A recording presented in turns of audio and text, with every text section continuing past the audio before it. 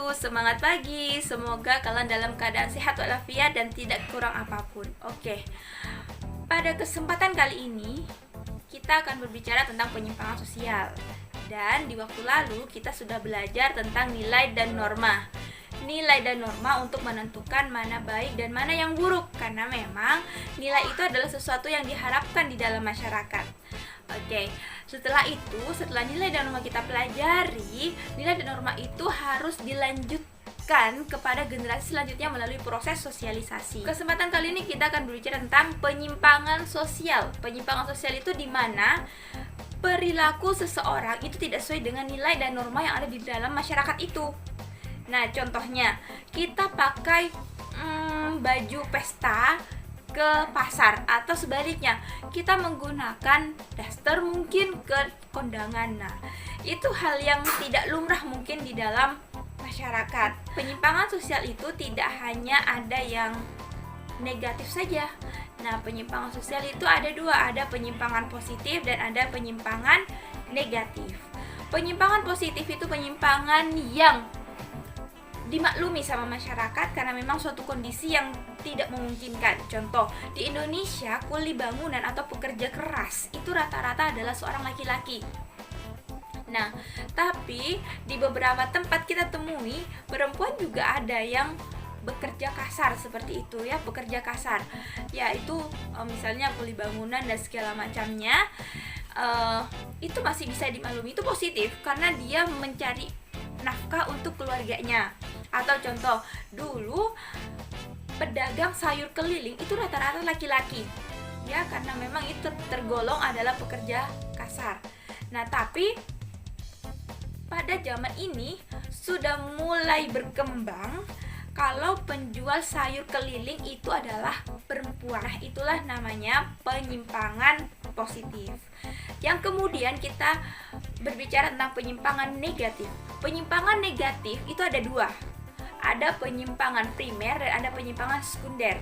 Penyimpangan primer itu penyimpangan yang sanksinya tidak begitu berat dan bisa dimaklumi oleh masyarakat. Tapi kalau penyimpangan sekunder ini sanksinya berat dan tidak bisa dimaklumi oleh masyarakat. Contoh, penyimpangan primer, kalian tertidur di kelas. Nah, kemungkinan kalian tidak akan disanksi sosial oleh masyarakat sekitar. Kalian hanya ditegur oleh guru kalian saja. Nah, itu masih bisa dimaklumi dan sanksinya tidak begitu berat. Itu namanya penyimpangan primer. Tapi kalau penyimpangan sekunder, ini penyimpangan yang memang tidak bisa diterima oleh masyarakat. Contohnya, ada mencuri ataupun pemakai obat-obatan terlarang seperti narkoba, atau peminum ya, ada miras dan segala macam, atau ada yang namanya pencopetan. Nah, itu tidak bisa diterima di dalam masyarakat. Penyimpangan sosial ini pasti ada faktor penyebabnya. Faktor penyebab dari penyimpangan sosial ini ada 3, yaitu yang pertama ada penyimpangan tidak sempurna, lalu yang kedua ada penyimpangan subkebudayaan menyimpang, dan yang ketiga ada hasil proses belajar yang menyimpang. Nah, sosialisasi yang pertama, sosialisasi yang tidak sempurna ini karena adanya sosialisasi yang pembuat aturannya juga melanggar aturan tersebut. Contoh, seorang ayah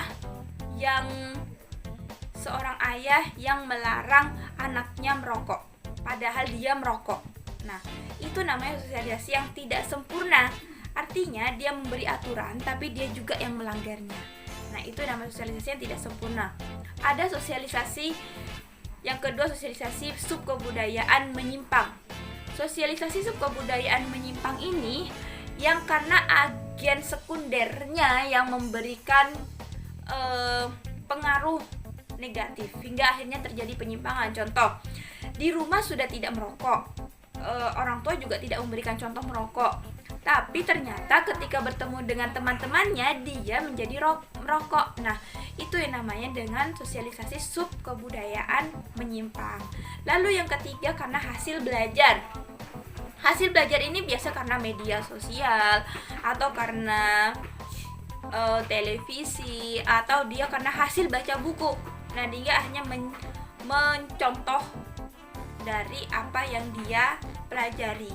baik media cetak ataupun media elektronik, seperti itu ya teman-teman. Jadi itulah sekelumit materi dari penyimpangan sosial. Semoga bisa menjawab pertanyaan teman-teman semua. Nanti kalau misalnya ada yang tidak dipahami, kita bisa melanjutkan materi di WhatsApp group. Oke, terima kasih. Tetap jaga kesehatan. Wassalamualaikum warahmatullahi wabarakatuh.